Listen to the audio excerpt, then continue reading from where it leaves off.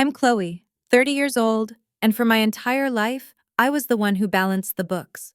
After working graveyard shifts to put myself through college and finally leaving my father's investment firm, this Thanksgiving was supposed to be a fresh start, a real peace offering. But as I stood on the steps of my family's billion-dollar Boston estate, my own father blocked the door and uttered 5 words that shattered everything. "You are not invited." The weight of that rejection. It was crushing, a feeling of total isolation as I watched them laugh inside. But I had no idea that the small, encrypted hard drive hidden in my apartment held a secret that would not only burn their empire to the ground, but expose a betrayal so deep it would make headlines. If you've ever felt like an outsider in your own family, let me know where you're watching from. My father, Richard, saw the world in black and white. You were either an asset or you were a liability. My sister Olivia graduated from Harvard, and walking in his exact footsteps was the company's prize asset. I was the marketing department. In his eyes, that was the arts and crafts table of the financial world. My job was to create the glossy brochures, the slick websites, the smoke and mirrors that made the real work, the work he and Olivia did, look good. He never said it outright, but his dismissal was loud and clear in every board meeting, every family dinner. Marketing was fluff. It was the pretty wrapping paper on the solid gold bar of their financial genius. He had no idea that the wrapping paper was about to become his undoing. I poured everything into my work, mostly because it was the one place I could escape being the other daughter. I lived on black coffee and the quiet hum of my office computer long after everyone else had gone home.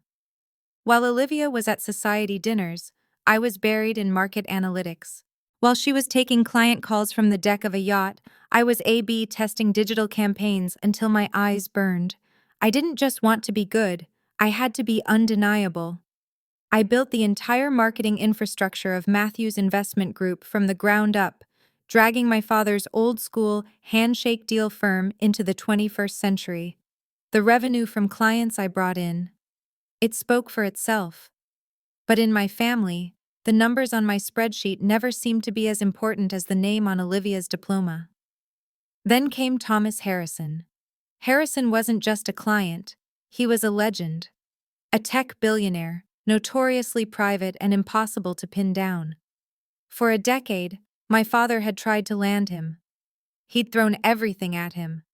Courtside Celtics tickets, ridiculously expensive bottles of scotch, golf games at the most exclusive country clubs. Nothing worked. Harrison was the white whale, and my father's harpoon was always falling short. I saw something different. I saw a man who didn't care about the show. He cared about data. He cared about efficiency. So I spent 6 months of my life, creating a proposal that had nothing to do with fancy dinners. It was 120 pages of pure data, a deep dive into his specific market sector, with a bespoke marketing strategy designed to amplify his existing ventures in ways his current firm had completely overlooked. It was relentless, it was exhaustive, and my father, he called it a cute college project. He didn't even read past the executive summary. I sent it anyway. 2 weeks later, I got a call. Not from Harrison, but from his chief operating officer. She said, and I'll never forget her words, "Mr. Harrison has never seen a proposal this thorough. He wants to meet." When the ink was dry on that $50 million contract, there was no celebration. There was no "well done, Chloe." Instead, at the next family dinner, my father looked at me across the long mahogany table, his eyes narrowed with suspicion. He asked, "How exactly did you convince him? What did you have to promise?"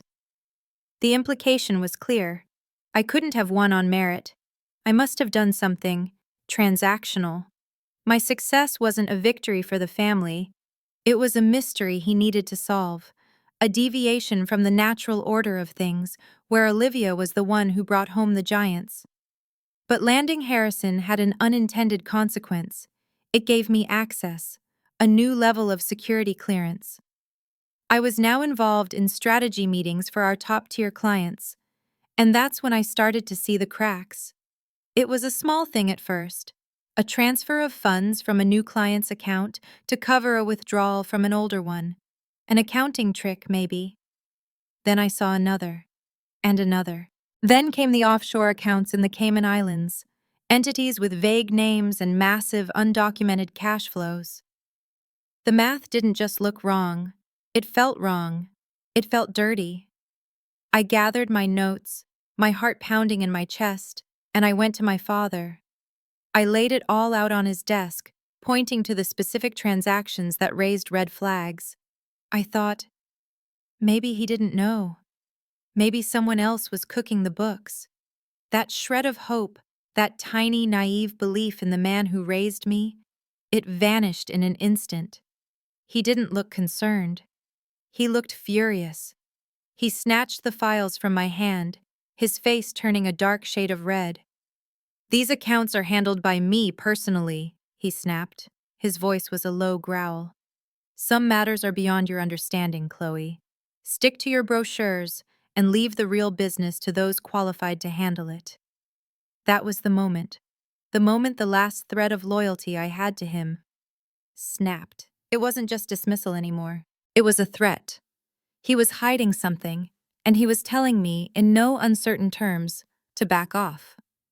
So I did, on the surface. But that night, I went back to the office. The building was dark and silent, only the hum of the servers breaking the stillness. I walked to my desk, but I didn't turn on my computer. I used the security credentials Harrison's account had given me to access the central server room. For the next 3 hours, I wasn't a marketer. I was a spy in my own family's empire. I copied everything, every email between my father and Olivia that mentioned creative accounting. Every wire transfer goes to the shell corporations. Every doctored client statement promised impossible returns. I put it all onto a small, encrypted hard drive, the kind you buy for cash from a store in a strip mall. This was my new project, my secret campaign. My family thought I was the girl who made things look pretty. They thought my greatest asset was a clever tagline. They still saw me as the kid working late shifts to pay for a state school degree, living in a small apartment they never bothered to visit. They had absolutely no idea that I was now holding a weapon of mass destruction, a kill switch for their entire world, and all I had to do was decide when to flip it. After I copied the files, the next 8 months were a strange kind of purgatory. I'd resigned from Matthew's investment group, officially citing a desire to start my own marketing consultancy. The truth, of course, was much darker. I couldn't prove what I suspected was a full-blown Ponzi scheme, not without tipping my hand, and I couldn't continue working there while pretending I didn't see the rot beneath the floorboards. So I walked away, taking the few clients I had personally landed, including Thomas Harrison, which caused an earthquake in my family. My father threatened legal action for client poaching, but his lawyers must have advised him against the discovery process that would ensue, because the threats quietly vanished. My mother stopped taking my calls. Olivia sent me a single, scathing email accusing me of being a traitor. Only my cousin Emma maintained a fragile line of communication, meeting me for coffee in secret, feeding me small scraps of information from inside the fortress. She told me they were on edge, that something big was happening. I was living with a bomb in my desk drawer, that small, encrypted hard drive, and I didn't know if I would ever have the nerve to detonate it. Part of me still held on to a sliver of hope, a stupid, childish hope that this could all be fixed. That hope began to die a week before Thanksgiving. The signs were small at first, like static in the air before a lightning strike. My mother called, her voice dripping with a sweetness that was so fake it felt like acid. She didn't yell, she didn't accuse, she just asked questions, strange, probing questions. "How is your little business doing, dear? Are you making ends meet?" she'd ask, the emphasis on little meant to be a pinprick. "You must have so much free time now that you're on your own. What have you been up to?" It wasn't a concern, it was reconnaissance. She was trying to gauge my financial situation, my stability, my mood. It felt like she was assessing a threat level. Then came the silence. Olivia and Megan, who had been my best friends since college, went completely dark. For years, our group chat was a constant stream of memes, complaints, and weekend plans. Now, nothing. My texts went from delivered to read, with no reply. I sent a funny picture of my cat. I asked if they wanted to get drinks. The silence was an answer in itself. It was coordinated. It was deliberate. A cold shoulder is one thing. This felt like an excommunication. A knot of dread began to tighten in my stomach. It was a low, constant hum of anxiety, the kind you get when you know you're being watched, but you can't see who's looking. I felt like prey. The final piece of the puzzle clicked into place when my mother called again, 5 days before the holiday. Her voice was no longer fake sweet. It was cool, efficient, like she was confirming a dentist appointment. Thanksgiving is at 2 o'clock, Stephanie. The usual time. Her tone was flat, businesslike. And then came the little twist of the knife, the part that was classic Catherine Matthews. And please, she added, a slight pause for effect, wear something appropriate this year. It was a subtle jab at my independence, a reminder that even when I was invited, I was still being judged. But despite the coldness, despite the warning bells screaming in my head, I latched onto that one word, invited. The tradition was sacred. My father used Thanksgiving to reinforce his doctrine of family loyalty. No matter how bad things were, you showed up for Thanksgiving. Maybe this was it. Maybe this was the olive branch. That stupid, stubborn hope flared up one last time. I decided to meet them halfway, more than halfway. Thanksgiving morning, I woke up with a cautious sense of optimism. I was going to fix this. I spent the night before baking my father's absolute favorite thing in the world, my grandmother's pecan pie. The recipe was a family heirloom, a handwritten card stained with butter and thyme. As the rich smell of brown sugar and roasted nuts filled my small Cambridge apartment, I felt a sense of connection to something real, something that existed before all the corporate rot and betrayal. This pie wasn't just a dessert. It was a peace offering, a symbol that I was still his daughter, still part of this family. I spent an hour choosing my outfit, finally settling on a forest green cashmere sweater my mother had once complimented, and a camel-colored wool skirt, conservative, elegant, appropriate. I styled my hair the way she preferred, straight and neat, and put on minimal makeup. Every choice was a calculation, an attempt to remove any possible point of criticism. I was erasing myself to be accepted. Family is everything, I whispered to myself, repeating my father's favorite mantra as I carefully boxed the still warm pie and grabbed a bottle of expensive Cabernet Sauvignon, a gift from a new client. I wanted to show them I was successful on my own terms, but also that I was still one of them. The drive to Beacon Hill felt like a journey back in time. As I turned onto the familiar gas-lit street, my stomach tightened. There were too many cars. I saw my sister's Range Rover, my Uncle David's Mercedes, and then I saw it.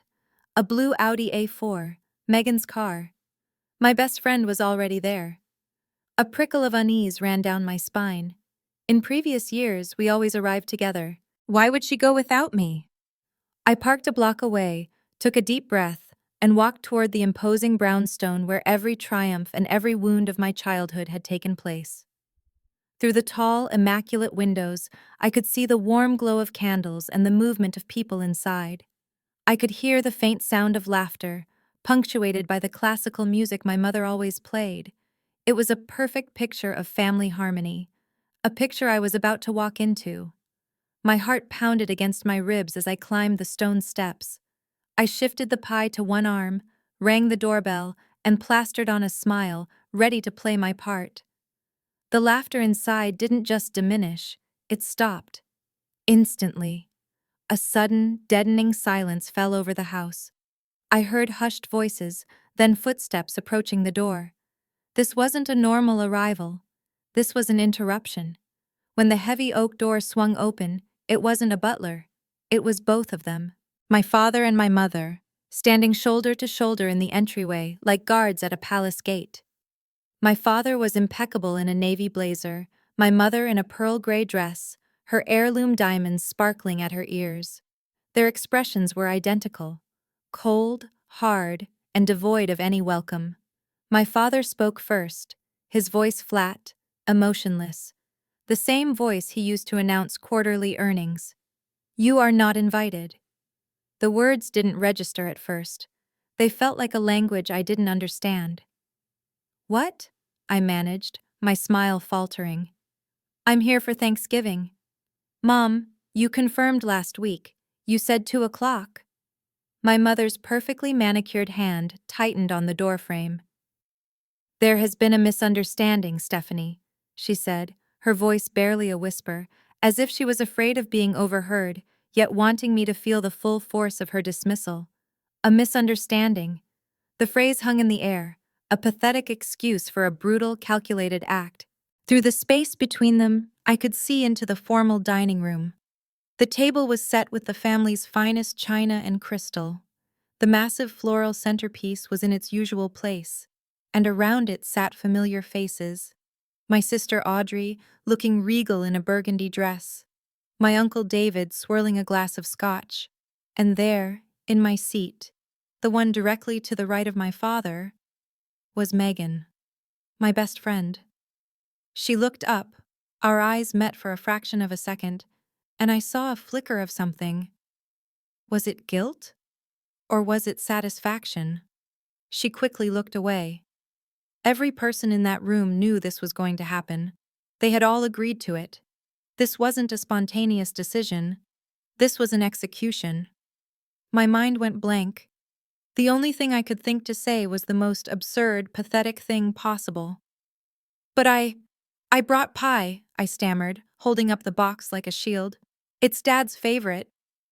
My father didn't even glance at it. "That won't be necessary," he replied, making no move to take it. "We have dessert arranged. I think it would be best if you left now." He began to close the door, slowly, deliberately, forcing me to watch my world shrink down to a dark sliver of wood. "Goodbye, Stephanie," he said, the words clinical, final. The heavy door shut with a solid, definitive thud. The lock clicked into place, and just like that, I was out. I stood there on the top step, completely alone, the warmth of the pie in my hands a cruel joke against the freezing chill that had just entered my soul.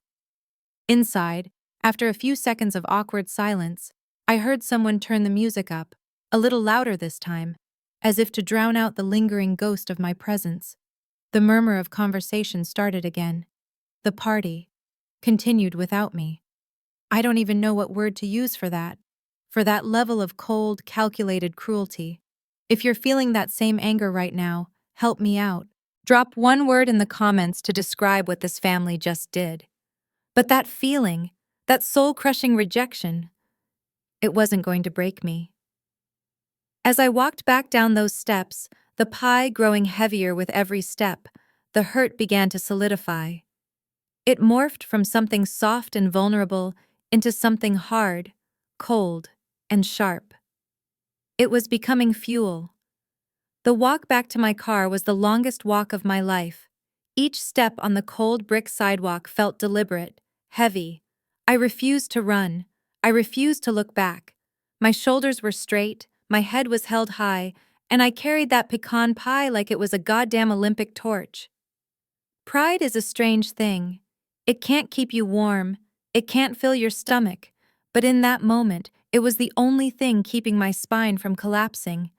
I could feel their eyes on my back, watching through the pristine windows of their fortress. I refused to give them the satisfaction of seeing me break. Once inside my 10-year-old Honda, a universe away from the German luxury cars lining the street, I carefully placed the pie on the passenger seat. The rich, sweet smell that had filled me with hope that morning now felt like a mockery. I gripped the steering wheel, my knuckles turning white, and I just sat there, breathing. I didn't cry.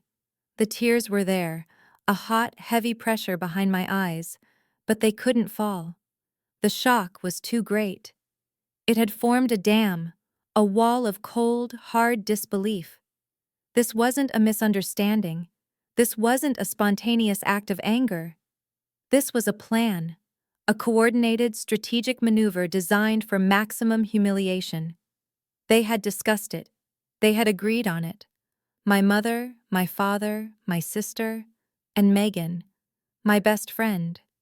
She had sat there in my chair, knowing I was about to walk up those steps. She had listened for the doorbell, knowing it was me. And she had said nothing. She had done nothing. That thought, more than anything else, was what finally broke through the shock. It wasn't a wave of sadness. It was a surge of something else entirely. Something cold. Something clarifying. It was rage. Not the hot, screaming kind that leads you to throw a rock through a window. It was a quiet, glacial rage that sharpened my thoughts and chilled my blood. The pain that had been a dull, throbbing ache in my chest began to crystallize. It turned from a wound into a weapon. They had made a business decision. They had assessed my value to the family unit, weighed it against my defiance, and decided I was a liability to be cut loose, a bad investment to be written off. All right, I thought, my breath fogging up the windshield. Let's talk business. I started the car and drove away from Beacon Hill with no destination in mind. I just drove. Traffic was light on Thanksgiving Day, the streets of Boston eerily quiet. I found myself heading toward the Charles River, pulling into a scenic overlook as the last of the afternoon sun glinted off the water. I cut the engine, and the silence in the car was absolute. Staring at the calm, gray surface of the river, I finally allowed myself to process the full scope of what had happened. This wasn't just about a missed dinner. This was an assassination of my place in the world I had known. They had not only removed me from the family, but they had replaced me. Megan's presence wasn't just an insult, it was a statement. It said, "You are replaceable. You were never that important to begin with." My phone vibrated in my pocket. I pulled it out, half expecting a text of explanation, of apology, of anything. It was from Audrey, 5 words. "This is for the best." No explanation, no remorse, just the cold, final judgment of the golden child, the one who always followed the rules, the one who would never rock the boat. I stared at the message until the words blurred. For the best. For whom? For them, of course. For their carefully constructed world of secrets and lies, a world where questions were a threat and loyalty was just another word for obedience. I didn't reply. I just deleted the message. I deleted the entire conversation thread, an entire lifetime of sisterhood, gone with the press of a button. And then I thought of Michael Donovan, a friend from a past life, it seemed. We'd met in a brief, ill-advised stint in law school before I switched to marketing. Michael had stayed the course. He'd found his calling in forensic accounting and now worked for the Securities and Exchange Commission, the SEC. We'd reconnected at an alumni event a few months ago, and after a couple of glasses of wine, I had confided in him. I told him about the strange feeling I had before I left the firm, about the offshore accounts, the irregular transfers, the client reports that it didn't quite add up. Michael had looked at me, his expression serious. "These are serious concerns, Chloe," he had said. "Do you have any proof?" I remembered the shame I felt as I confessed. "I copied some files before I left," I'd admitted, the words tasting like treason on my tongue. "I haven't even looked at them. Family loyalty, you know. But I kept them, just in case." He had slid his business card across the table. "Some things go beyond family loyalty," he'd said, his eyes meeting mine. "If you ever decide to review those files, you call me, day or night." I had tucked that card into my wallet, hoping I would never need it. I hoped that the hard drive hidden in my apartment would gather dust forever. Now, sitting in the cold silence of my car on Thanksgiving Day, completely and utterly exiled, I reached for my phone. I didn't need to look for the card. I had saved his number.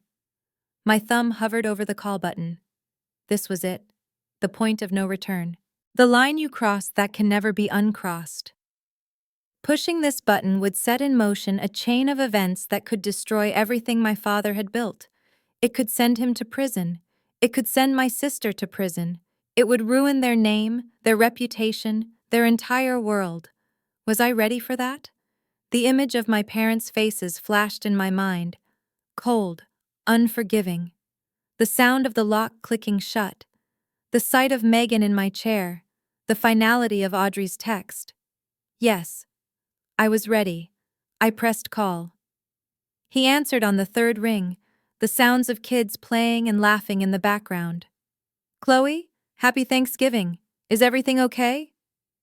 The sound of his happy, normal family life was a stark contrast to my own shattered reality. Not exactly, I replied, my voice steadier than I expected. Michael, remember that conversation we had about those files I copied? The background noise on his end immediately diminished. I could picture him stepping into a quiet room. I remember. This sounds serious. Are you sure you want to go down this road? Once we start looking, we can't unsee what we find. I looked out at the Boston skyline, the buildings my father saw as his kingdom. I'm sure, I said, a wave of certainty washing over me.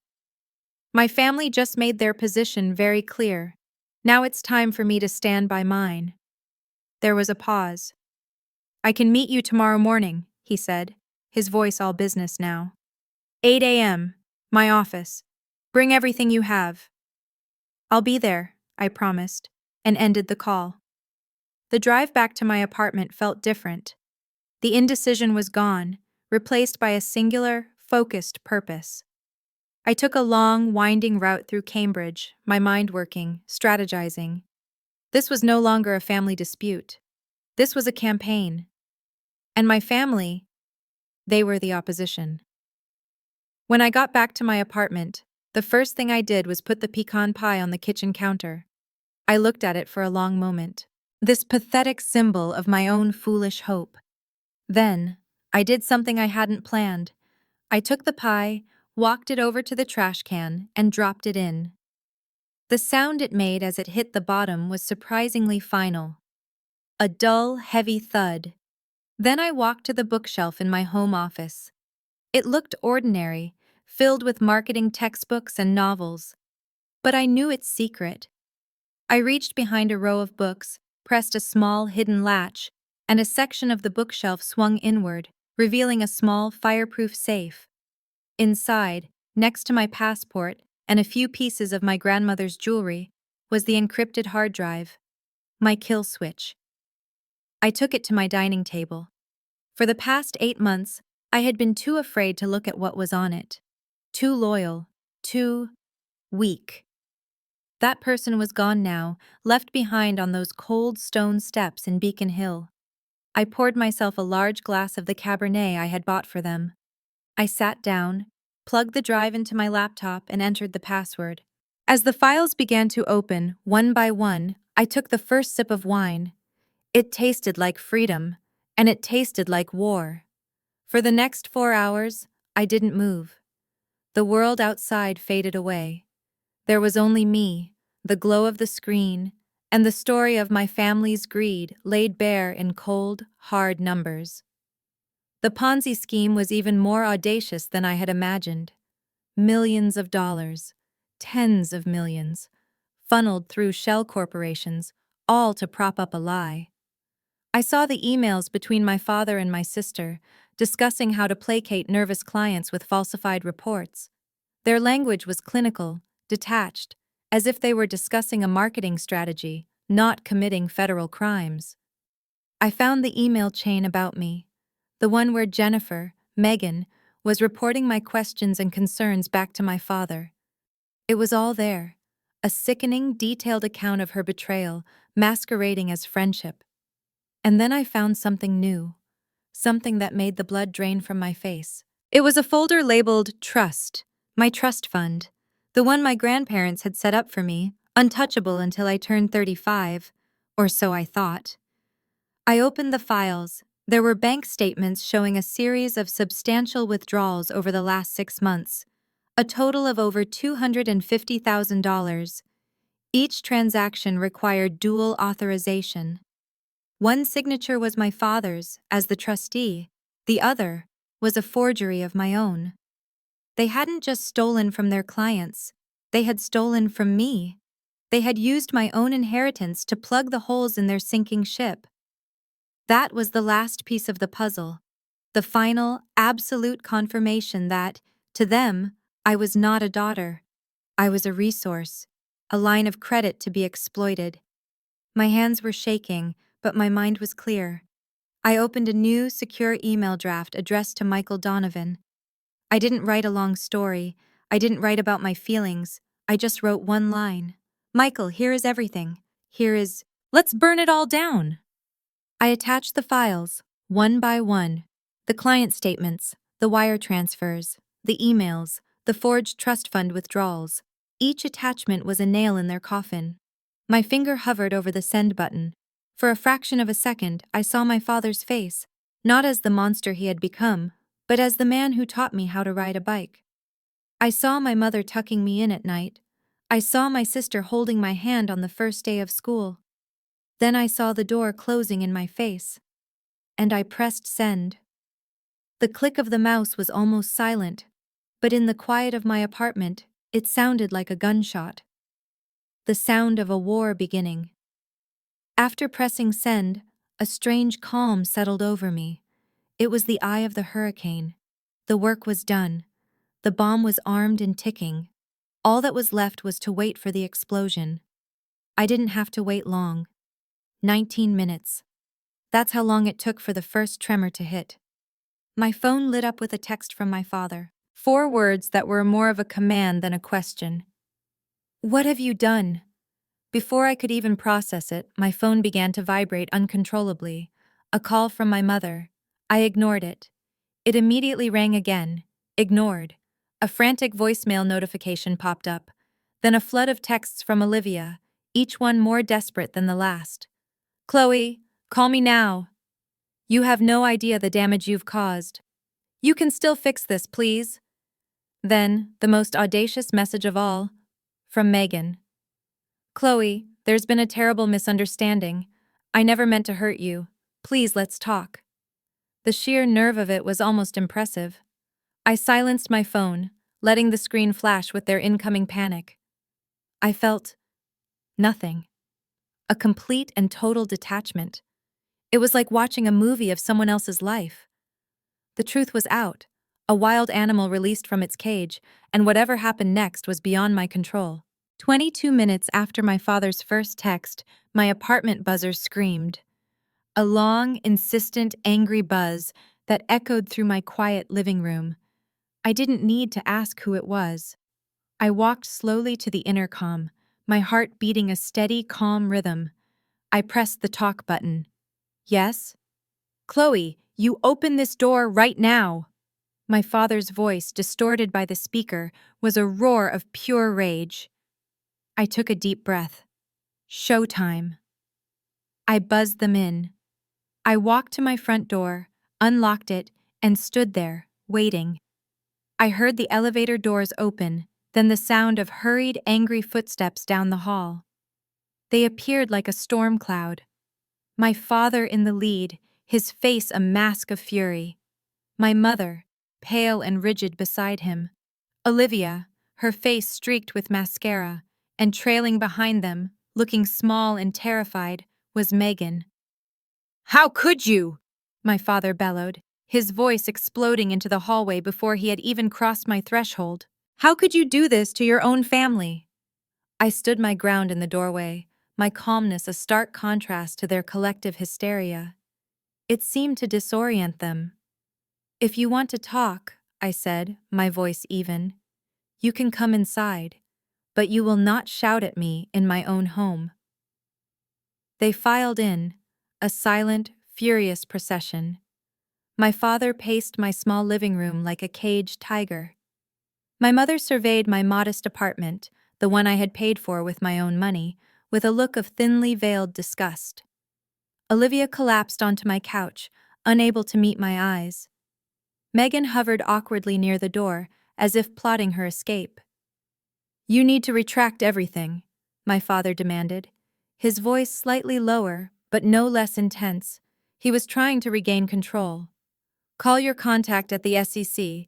Tell them you made a mistake. Tell them you were emotional. We can still contain this if we act now. I almost laughed. The arrogance, the absolute belief that he could still command the universe to bend to his will. Retract the truth? I asked, raising an eyebrow. Retract documented evidence of wire fraud, embezzlement, and identity theft? I don't think that's possible, Dad. The word dad felt foreign in my mouth, a relic from a different lifetime. Olivia finally spoke, her voice choked with tears. You don't understand the pressure, Chloe, she sobbed from the couch. Dad needed to maintain certain returns to keep the big clients. It started small, just adjustments. We were always going to put it back. Don't say another word, Olivia, my father snapped, shooting her a venomous look. She's probably recording this. My mother, seeing that pleading and anger weren't working, switched tactics. She approached me, her face a carefully constructed mask of maternal concern. It was a look that had worked on me for 30 years.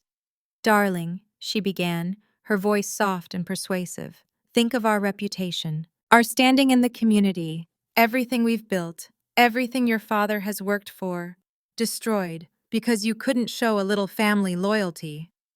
Loyalty, that word again. Loyalty? I repeated, the word tasting like poison. Let's talk about loyalty, Mom. Was it loyalty when you and Dad forged my signature to drain $250,000 from my trust fund? Was it loyalty when you planned my public humiliation on Thanksgiving while welcoming the woman who spied on me into your home? Please explain your definition of loyalty, because it seems to be a one-way street in this family. A dead silence fell over the room. Olivia's sobbing stopped. My father froze mid-pace. My mother's face went slack, the mask of concern shattering. They hadn't known I knew about the trust fund. That was a piece of the puzzle they didn't realize I had. My mother recovered first, her fear morphing into something ugly, something venomous. She stepped right up to me, her voice dropping to a menacing hiss. You think this is just about documents and truth, you naive little girl? She spat. This is about the story that gets told, and we will be the ones to tell it. You may have given them evidence, but we have a lifetime of reputation. Who do you think the public will believe? A respected financier of 35 years? Or his disgruntled daughter who just got fired? She was so close I could feel the heat of her anger. Listen to me very carefully, Chloe. If you do not stop this right now, then tomorrow, all of Boston will be reading the story of an unstable, jealous daughter who was fired for incompetence and tried to destroy her family for revenge. We will ruin you. No one will hire you. No one will believe you. You will have nothing. You think you know what rejection is? You haven't seen anything yet.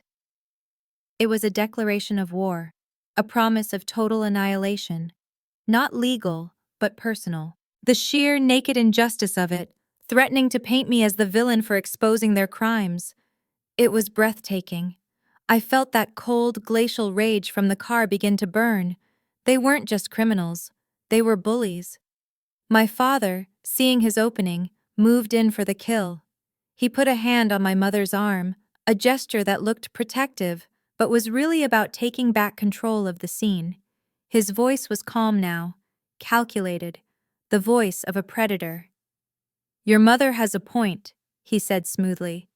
But it doesn't have to be that way. You were involved enough in these accounts to be implicated, Chloe. Your name is on marketing materials that contain false information. He let that sink in. The implication was monstrous. If you cooperate now, he continued, the threat veiled in a sickening offer of protection. Present this as a misunderstanding you helped uncover. We can protect you. We can make sure your name is cleared. But if you don't, our lawyers will have no choice but to present evidence of your involvement.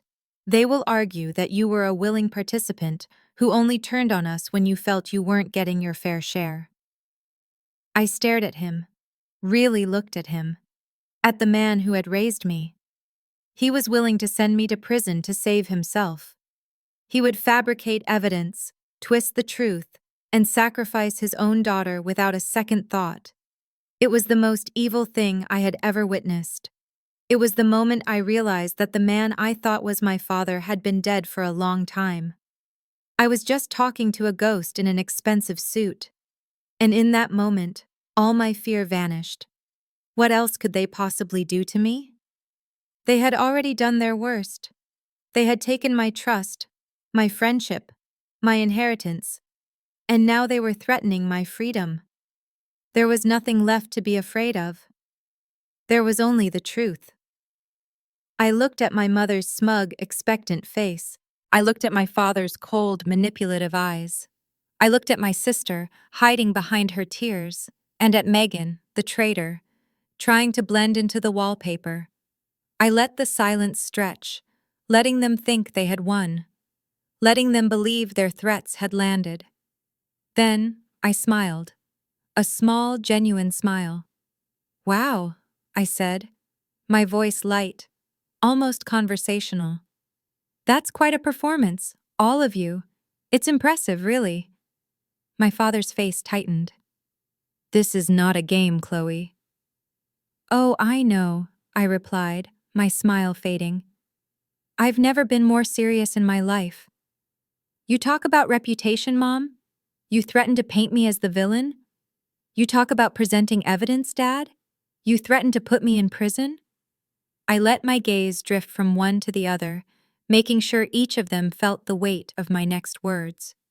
"You seem to be operating under the assumption," I said, speaking slowly, clearly, "that you still have time to do any of that." Confusion flickered across their faces. They didn't understand. They still thought they were in control. They still thought this was a negotiation. I looked directly at my father, at the head of the snake. "It's too late," I said, the two most powerful words in the English language. He took a step forward. "What did you just say?" I held his gaze, and I delivered the final, fatal blow.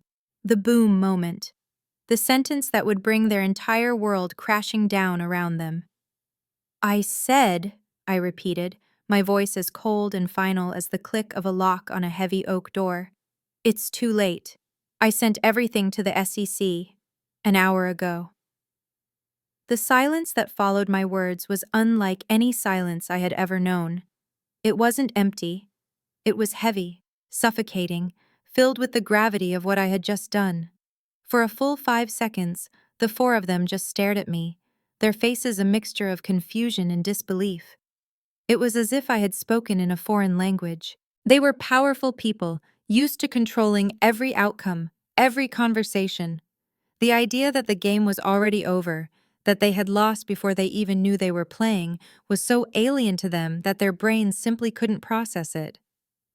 Olivia was the first to break.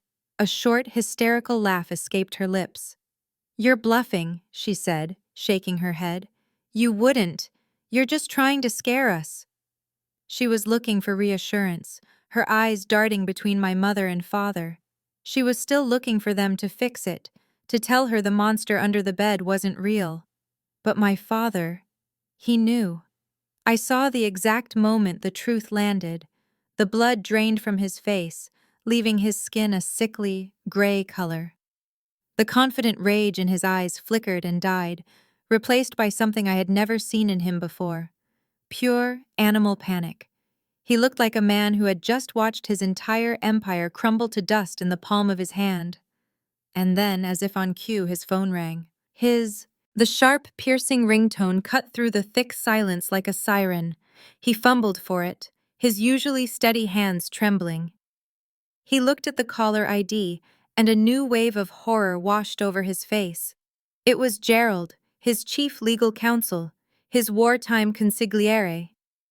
My father turned his back to us, walking toward the window as he answered, his voice a strained whisper. My mother stared at me, her mouth slightly agape. "This is a joke, right, Chloe?" she whispered. "This is a cruel, horrible joke." My phone buzzed on the coffee table. Then again, and again. I didn't have to look. I knew what it was. The automatic email notifications I'd set up, the courtesy copies I had sent to Thomas Harrison and two other major investors just moments after emailing the SEC. The ripple effect was beginning. The tsunami was on its way to shore. My father's voice from the window grew louder, laced with desperation. "What do you mean they froze the accounts? All of them? Gerald, that's impossible." My mother's phone began to ring. It was a board member from one of her beloved charities, a woman she lunched with every Tuesday. Catherine looked at the phone as if it were a venomous snake, then back at me, her eyes wide with dawning terror. The walls were closing in, and for the first time in her life, she was on the outside. Olivia scrambled for her phone, her fingers flying across the screen. I could see her reading the frantic texts pouring in from colleagues at the firm. Her face crumpled. The reality was no longer deniable. It was here, in this room, and it was suffocating them. My father ended his call, turning back to face me. The mask was gone. The powerful CEO, the titan of Boston finance. He had vanished. In his place was just a desperate, terrified old man. "They're locking down the office," he said, his voice hollow. "The SEC confirmed an active investigation. They're seizing the servers." He looked at me, his eyes pleading. "Chloe, you can still stop this. You can call them back. Tell them it was a mistake. Tell them you were coerced." "Coerced?" I repeated the word, leaving a bitter taste in my mouth. "The only person who coerced me, Dad, was you. For 30 years. That's when the panic fully erupted. The denial shattered, and the raw, ugly reality of their situation took over. My mother let out a small, strangled cry. Olivia started sobbing uncontrollably, burying her face in a couch cushion. And Megan just bolted. She didn't say a word. She just turned and ran out of my apartment as if the building were on fire. The traitor, the spy. When the ship started sinking, she was the first rat to jump. Good riddance. "You have destroyed us!" my mother shrieked, her carefully maintained composure finally cracking. The high society queen was gone, replaced by a cornered animal. "You have destroyed this family, everything we worked for, our name. It's all gone, because of you." The blame. It had to be someone's fault, and it couldn't possibly be theirs. So it had to be mine. "I didn't destroy this family," I said, my voice steady amidst the chaos. "You did. You destroyed it with your greed, your lies, and your arrogance. I just turned on the lights." My father lunged toward me, his face contorted in a mask of pure hatred. "You ungrateful little—" But before he could finish, a new sound filled the room. A notification chime from my laptop, which was still open on the dining table. It was an email. A Google alert I had set up for my own name years ago. The subject line was from the Boston Herald. It had been published less than 5 minutes ago. I picked up my laptop and turned it so they could all see the headline. "Matthews heiress sparks family firm's collapse in bitter revenge plot." I read the first few lines out loud. Sources close to the family claim that Chloe Matthews, who was recently terminated from the firm for poor performance and erratic behavior, leaked confidential documents to federal regulators in a calculated act of revenge. My mother's face went white. Her threat. She had already done it. Or rather, her PR team had. Before they even came here, they had planted the story. They had fired the first shot in a war they didn't even know I had already won. They were so confident in their ability to control the narrative, so certain that their power and influence could bend reality itself. I looked up from the screen and met my mother's terrified gaze. "You were saying something about reputation?" I asked quietly. That was the breaking point. The realization that their ultimate weapon, public opinion, had just been rendered useless. In fact, it had backfired spectacularly. Trying to discredit the whistleblower? It was a classic move, and it was about to make them look even more guilty. "Get out," I said. It wasn't a request. It was a command. "All of you, get out of my house." My father just stood there, speechless, defeated. My mother looked like a ghost. It was Olivia who finally moved, pulling my father by the arm. "We have to go," she whispered, her voice hoarse. "We have to call Gerald." They stumbled out of my apartment, a defeated army in retreat. The rage was gone, replaced by the hollow shell of panic. As they left, my phone, which I had put on silent, lit up again, and again, and again. I picked it up. A dozen missed calls, over 50 text messages. From Olivia. "How could you do this to us? You have ruined my life." From my mother. "Your father is going to have a heart attack, and it will be your fault." From unknown numbers, likely reporters who had already gotten my cell. "Can we get a comment on the SEC investigation?" And then, a voicemail notification from my father. I hesitated for a moment, then my curiosity got the better of me. I pressed play. His voice filled the room, no longer booming with anger, but thin, reedy, and laced with an almost pathetic desperation. "Chloe, it's Dad." A long pause. "Listen to me. There are ways to fix this. There are accounts they don't know about. We can make the clients whole. We can negotiate. Name your price, Chloe. Whatever you want. Your own division. A seat on the board. $5 million, $10 million, wired to any account you want. Just call them off.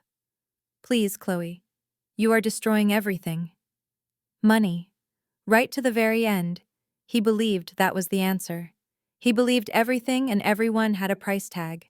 That loyalty, integrity, and love could all be purchased. He was a man who understood the price of everything and the value of nothing. I deleted the voicemail. I deleted all the texts. I looked around my quiet, modest apartment, the one they had sneered at, the one I had earned. For the first time since that morning, I felt the dam of shock inside me begin to break. The tears that I had refused to shed on their doorstep began to well up in my eyes. But they weren't tears of sadness or loss. They were tears of pure, unadulterated relief. The war had been won, but the fallout was just beginning. I knew they wouldn't go down quietly. Their attempts to manipulate and blame me would only get louder, more desperate. They would try to drag me through the mud with them. But it didn't matter. They no longer had any power over me. I had taken it back. The storm was here, and I was standing in the calm, quiet center of it, finally free. The hours after they left were a blur of digital noise and profound silence. My phone was a war zone, a relentless barrage of notifications from a world that was just now catching fire. But inside my apartment, it was quiet. The storm had passed through, leaving behind an eerie calm and the lingering scent of my mother's expensive perfume. I didn't try to clean up the emotional debris. I just sat there, on my couch, and let the reality of my new, untethered life sink in. I had done it.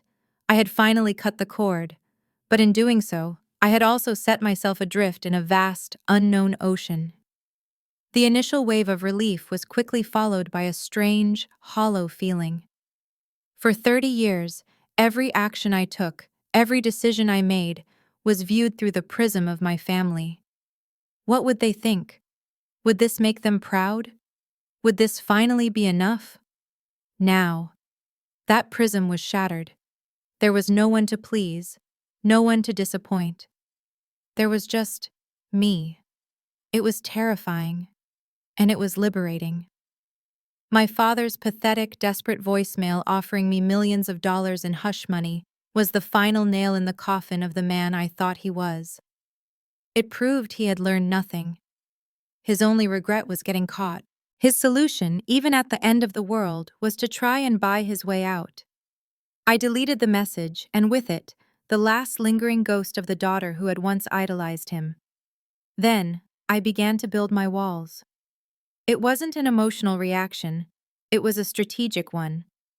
I went into my contacts. Richard Matthews, block. Catherine Matthews, block. Olivia Matthews, block. Megan. Her number was already gone, but I blocked it again for good measure. A digital amputation. It was clean, swift, and necessary for survival. I left only two open lines of communication to that old world: my Uncle David and my cousin Emma. My next call was to a name I'd gotten from Michael Donovan, a bulldog of a lawyer in downtown Boston known for handling high-profile whistleblower cases. His name was Marcus Thorne. I explained the situation in cold, clinical terms: the fraud, the evidence, the threats my family had made in my apartment just an hour ago. His voice on the other end was calm, reassuringly bored, as if he heard stories like this every day. "Okay, Chloe," he said after I finished. "Here's what happens now. You don't speak to any of them. Not a text, not a call, not an email. If they show up at your door, you don't open it. You call me. From this moment forward, I am your voice. They want to talk? They talk to me. Are we clear?" "Crystal," I said, a weight I didn't even know I was carrying lifting from my shoulders. I wasn't just adrift anymore. I had a lifeboat, and a shark for a lawyer. For the first time in my life, I had chosen myself. I had drawn a line in the sand and told my own family that they were not allowed to cross it. This was a monumental moment, a seismic shift in the tectonic plates of my own soul. If you support this powerful decision, this act of self-preservation, drop a flexed bicep emoji in the comments to send some strength her way on this journey, because she was going to need it. With the legal wall in place, the emotional one began to crumble. The adrenaline faded, and the sheer magnitude of the day washed over me. I felt the tremors of grief for the family I wished I'd had, for the friendship I thought was real. I curled up on my couch, wrapping myself in a blanket, and for the first time since I stood on that doorstep, I cried. Not the loud, hysterical sobs of my sister, but the silent, heavy tears of loss and exhaustion. I don't know how long I sat there, but eventually, a soft knock came at my door. Not the angry buzzing of the intercom, but a gentle, hesitant rap. My first instinct was fear. Had they come back? I crept to the door and looked through the peephole. It was my cousin, Emma. She was standing in the hallway, holding two large paper bags from my favorite Thai restaurant. Her face was etched with worry. I opened the door, and she didn't say a word. She just walked in, put the bags on my kitchen counter, and wrapped her arms around me. I buried my face in her shoulder, and the rest of the tears finally came. She just held me, stroking my hair, letting me fall apart in a way I hadn't allowed myself to before. Emma had always been the quiet observer in our family, the one who saw the dysfunction but never had the power to challenge it. While I had been fighting a war, she had been my quiet ally, my source of intel from behind enemy lines. "I got your text," she whispered after a while, pulling back to look at me. "When I saw the news alert, I figured you could use some pad thai and a friend." We sat on my floor, eating out of cardboard containers, the silence comfortable, easy. She didn't press for details, she didn't offer platitudes. She was just there. A solid, unwavering presence in the wreckage of my life. That simple act of showing up, of bringing food, was more of a family gesture than anything I had received from my own parents in years. An hour later, my phone buzzed with a call from an unknown number. I hesitated, then answered, my lawyer's warning echoing in my ears. "Hello? Chloe, it's Michael Donovan." His voice was all business, but there was an undercurrent of respect. "I just wanted to let you know, we have everything. The data is clean, the evidence is overwhelming. You've done an incredibly brave thing today. This is going to be a long road, but you are not alone in this. The full weight of our office is behind you. To be seen, to be validated." After a lifetime of being dismissed and underestimated, hearing those words from him felt like a validation of my very existence. He wasn't a family member. He wasn't a friend. He was a professional, and he saw my actions not as a betrayal, but as a courageous act of integrity. The last call of the night came late. It was my Uncle David. "I'm at a payphone," he said, his voice low and scratchy. "I assume they're listening to everything now." He let out a long, weary sigh. "Chloe, I needed to tell you. You did the right thing. You did the thing I should have done myself 10 years ago when I first started seeing the red flags. I was a coward. I stood by and let my brother's greed corrupt everything. I chose complicity over courage. You chose differently, and I will be forever proud of you for that." His words were a balm on a wound I didn't even know was still bleeding. The wound of seeing him at that Thanksgiving table, silent, a participant in my shunning. His confession didn't erase that, but it explained it. He was a man trapped in a system he helped create, and he was finally seeing a way out. Through me. "Be careful," he warned before hanging up. "Richard is a cornered animal now, and a cornered animal is at its most dangerous." After he hung up, I sat in the quiet of my apartment, surrounded by the warmth of Emma's presence and the lingering aroma of curry. The family I was born into was gone, destroyed by its own rot. But in its place, something new was beginning to form. Something quieter, smaller, but infinitely more real. A family not defined by blood or obligation, but by choice. A family built on a foundation of respect, loyalty, and showing up with Thai food when the world is ending. The foundation for my new life was being laid, right here on my living room floor. And for the first time, it felt strong enough to hold anything. 1 year later, the smell of roasting turkey once again filled the air. But this time, it was coming from my oven, in my kitchen, in my new townhouse in Cambridge. A home I had bought with my own money, earned from the marketing consultancy I had built from the ground up. Through the archway, I could see my dining table, set for 8. No priceless china, no intimidating centerpieces, just a collection of mismatched plates, good wine, and the warm glow of candlelight. The past year had been a brutal, cleansing fire. The federal investigation into Matthew's investment group had been swift and merciless. Faced with a mountain of irrefutable evidence, my father accepted a plea deal. He avoided prison, but was sentenced to 5 years of house arrest, confined to the Beacon Hill fortress he had once ruled from. His name, once a symbol of financial integrity in Boston, was now synonymous with disgrace. My mother, unable to face the social fallout, retreated to their lake house in New Hampshire, becoming a ghost in her own life. The firm itself was gutted and restructured under court supervision. And in the ultimate irony, they had offered me a seat on the new board, overseeing compliance and ethical practices. I accepted. It was my duty to help clean up the mess and protect the innocent clients who had been harmed. Olivia. She was forced to face the real world for the first time. Stripped of her trust fund and family name, she had to get a real job, an entry-level position at a small firm in Providence. She had to learn how to pay bills, how to budget, how to live without the safety net she had always taken for granted. The doorbell rang, pulling me from my thoughts. It was Emma, my cousin, my first ally, now the CFO of my growing company. Then came Michael Donovan and his wife, their laughter filling the entryway. Then my Uncle David, looking 10 years younger without the weight of his brother's secrets on his shoulders. One by one, my chosen family arrived. Then, a knock, a hesitant one. I opened the door to find Olivia standing there, alone. She looked different, humbled. In her hands, she held a familiar-looking pie box. "I remembered it was your favorite too," she said, her voice quiet, her eyes meeting mine without any of the old arrogance. It wasn't a solution, it wasn't a fix, but it was a start.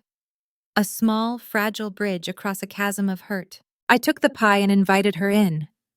As we all gathered around the table, a feeling of deep, profound gratitude washed over me. These were the people who had stood by me when standing beside me cost something. This was family, not the one I was born into, but the one I had built. But the story doesn't end there.